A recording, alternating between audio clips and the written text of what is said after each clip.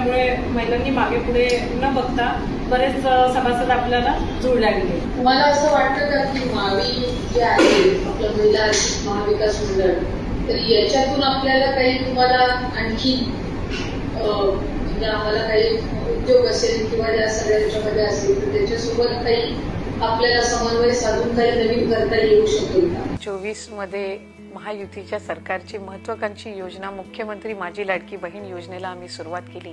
राज्याचे तत्कालीन मुख्यमंत्री एकनाथजी शिंदे साहेब, आदरणीय उपमुख्यमंत्री तत्कालीन उपमुख्यमंत्री फडणवीस साहेब आणि आदरणीय उपमुख्यमंत्री अजितदादा यांच्या नेतृत्वाखाली त्यावेळेला सुरू केलेली ती योजना आजही आम्ही यशस्वीरित्या राज्याचे मुख्यमंत्री देवेंद्रजी फडणवीस साहेब, उपमुख्यमंत्री एकनाथजी शिंदे साहेब आणि उपमुख्यमंत्री अजितदादा यांच्या नेतृत्वाखाली चालवत आहोत। आणि ही योजना सुरू केल्यापासून महिलांच्या आयुष्यामध्ये आलेला सकारात्मक बदल हा आम्ही जवळून अनुभवलेला आहे। यातलंच एक उदाहरण म्हणजे नागपूरच्या महिलांनी सुरू केलेली पतसंस्था।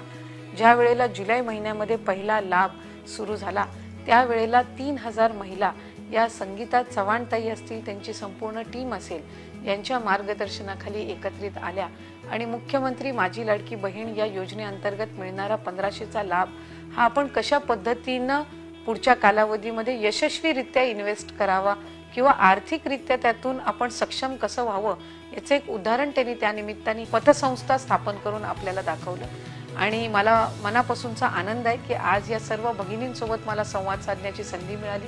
पुढच्या कालावधीमध्ये माविमच्या अंतर्गत ज्या ज्या काही उपक्रम आहेत, योजना आहेत, या निश्चितपणाने आम्ही या पतसंस्थेसोबत जोडून देणार आहोत।